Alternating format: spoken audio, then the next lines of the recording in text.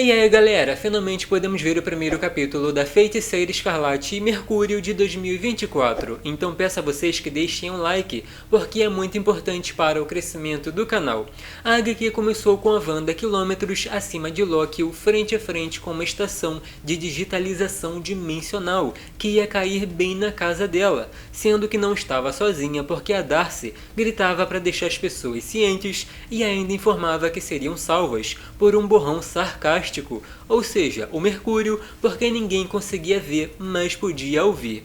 Dentro daquele tipo de nave tinha os clérigos observando e claramente de olho nas estruturas que o Joseph transmutou, já que ficaram famosas pelas propriedades capazes de promover a cura, ao mesmo tempo que os gêmeos Maximoff se comunicavam por telepatia, e a Wanda usava magia para penetrar nas barreiras da estação, que desapareceu do nada, fazendo aqueles homens pensarem que iam morrer, chamando a heroína de louca. Então Mercúrio correu em círculos para usar o ar e amortecer a queda, explicando que na verdade a irmã levou a casa deles do céu para o reino quântico, átomo por átomo, ao mesmo tempo que salvou suas vidas na reentrada. Ainda afirmou que quando se espia outras dimensões, você paga um preço. Com toda essa movimentação, a Darcy acabou tirando os olhos da loja e quando voltou viu que tinha uma entrega, algum tipo de artesanato muito bonito e fechado, com a letra do Magneto, o que para o Pietro pareceu uma coisa que o pai fez só para zoar com a cara deles. Como o dia começou meio sinistro, a Feiticeira Escarlate entendeu que podia ficar pior e até pensou em dar uma folga para Darcy, mas ela não quis, porque a patroa parecia chocada. Aí o Pietro pegou aquele objeto pensando em ver o que tinha dentro, usando a intangibilidade, mas não precisava porque dava para fazer isso com um simples feitiço. O estranho foi ver a Wanda triste com o que tinha lido, tanto que os outros dois ficaram muito curiosos e a Darcy até perguntou se era uma revelação sobre o Magneto ser o pai biológico, mas não era nada disso, e o cômico foi o Pietro dizendo que são gêmeos e tinham que ler juntos. A situação ficou mais estranha quando a feiticeira queimou a carta na frente do irmão, afirmando que não era para os olhos dele, o que só deixou o herói mais curioso, comentando que se os olhos importassem mesmo, não teria colocado fogo tão perto. Já deu para ver que não era para saber o que tinha na carta, consequentemente começando uma discussão com Mercúrio furioso, chegando ao ponto de mencionar que alguém que tem um deus aprisionado na alma não sabe o que é melhor e que a carta era para os dois, sendo que a Wanda não pensava assim, começando a citar os momentos que foi manipulada para fazer o que ele queria e que superação não é um passatempo familiar. O Pietro tem que se preocupar com ele mesmo, porque no fim das contas ela mudou o mundo e quem morreu foi o irmão. A carta foi queimada para proteger. Estava feito e ele nunca ia saber o que estava escrito porque a Wanda não ia contar. Ou seja, só restava aceitar porque não tinha mais nada para fazer. O Pietro apenas perguntou se achava mesmo que seria assim. Disse que estava errada e aí correu para longe como costuma fazer quando discutem. A Darcy tentou ajudar a Wanda comentando que não parecia ser apenas uma carta para queimar, que tem um irmão que já fez coisas piores que fazia alguém mudar a realidade e que se quisesse conversar estaria disponível.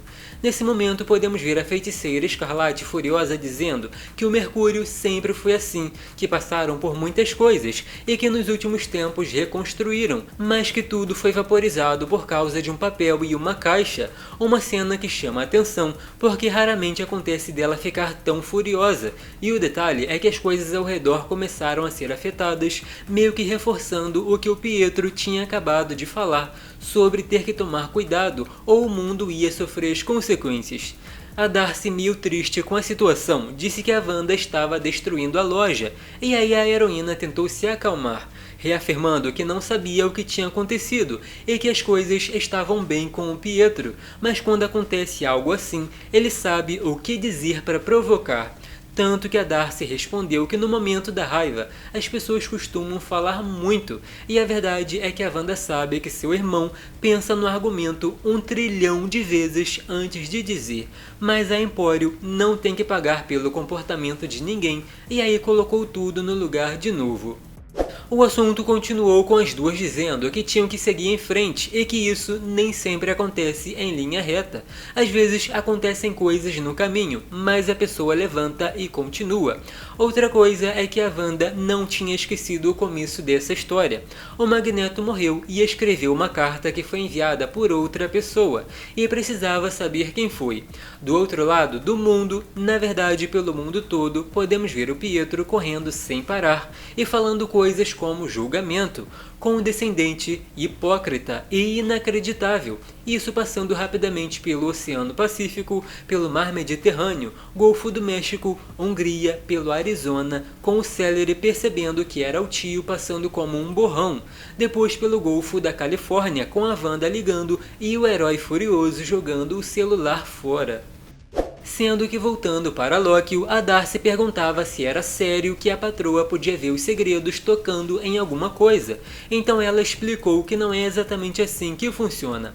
A leitura de um objeto permite perfurar o véu, dar uma visualização do passado, uma informação visível como a psicometria. Ou seja, se tivesse alguma coisa escondida naquela caixa, dava para saber. Continuou que antes de morrer, o Magneto aceitou como filha, não importando se tem o mesmo sangue, sendo que não aconteceu o mesmo com Pietro, porque os dois não se davam muito bem, e isso sem contar que o Magneto atacou Pietro na Dinastia M. Então as palavras que foram escritas ali podiam machucar o herói ainda mais. As coisas voltaram a ficar bem curiosas quando a feiticeira Escarlate percebeu que tinha alguma energia estranha naquele objeto e queria saber o que era, de repente fazendo surgir uma imagem de alguém com asas, o que parecia impressionante porque era infinito, e aí ficou assustador exatamente por isso, porque é infinito. Voltando para o Mercúrio, o Platinado continuava correndo, só que dessa vez pelo Canadá, enquanto resmungava que os amigos da irmã nunca fariam por ela o que ele faria, chegando a comentar que uma chamada de 2 minutos para ele é como décadas para uma pessoa comum. O que ele não sabia é que alguns homens bem longe usavam equipamentos especiais, tanto que se comunicavam se preparando porque mesmo a quilômetros iam usar um tipo de arma para acertar o super velocista no momento que daria um salto, coisa que realmente aconteceu com ele notando que não estava caindo, mas sim flutuando sem parar, e aí que veio o desespero, porque subia muito rápido e até o momento não mostrava nenhuma habilidade para descer. Lá embaixo, aqueles homens entraram em contato com o mago, afirmando que o Mercúrio estava tão longe que parecia um ponto no céu, passando a informação de que a missão foi bem sucedida, porque aparentemente ele ia atrapalhar o que queriam fazer a seguir. Aí sim o vilão disse que seria uma morte congelada e sufocante. Na loja, a Wanda dizia que estava tudo bem, pelo menos fisicamente, porque ela viu que tinha uma escala além do campo de visão da imaginação, uma coisa infinita ou quem sabe um fim para sempre, como se os sentidos fossem forçados para além do que podem absorver. Era difícil descrever o que viu, era como se as vidas que salvou e os mundos que resgatou, o trabalho de uma vida inteira ajudando as pessoas desaparecessem, então não fazia sentido. Essa caixa foi como uma bomba tentando destruir a família. Continuou que o Magneto era um homem complicado e lembrou dos acontecimentos da Dinastia M, com ele matando Mercúrio num momento de fúria. Essas palavras não foram para se desculpar. Na verdade, ele criou a caixa e escreveu a carta com palavras para proteger os gêmeos na sua ausência. Mas o último poder que tocou o objeto é maior que o do Magneto, algo aparentemente querendo os irmãos separados. E no meio desse assunto, um dardo acertou a bruxa como uma picada de abelha, sendo que parecia causar apenas um incômodo, mas quem apareceu com ajuda e com a tecnologia foi o mago, dizendo que era o fim e que ele era o entregador.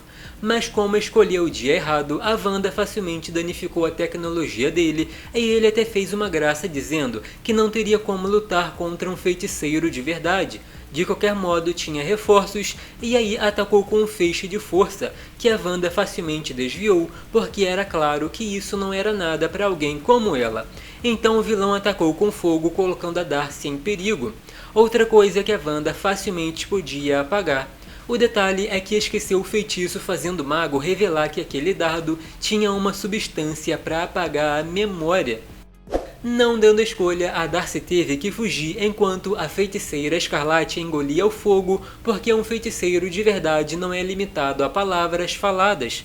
Ele sabe usar a magia pelos gestos e emoção. Seguindo em frente, a heroína desceu pelo solo, deixando claro que ele tinha escolhido isso e que escolhas contra alguém como ela acaba tendo consequências, tanto que surgiu na frente dele com uma aparência assustadora, batendo no chão e partindo para o soco, porque uma coisa que reforçaram na mais recente solo da bruxa é que ela sabe lutar muito.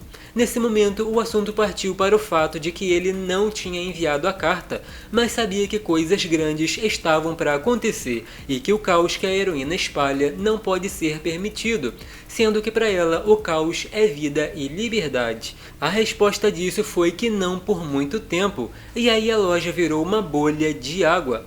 O curioso é que para o próximo capítulo, aparentemente teremos um tipo de luta bíblica. Mas e aí, o que estão achando desse primeiro capítulo? Comentem aqui embaixo e me sigam nas redes sociais que estão na descrição. Até o próximo vídeo!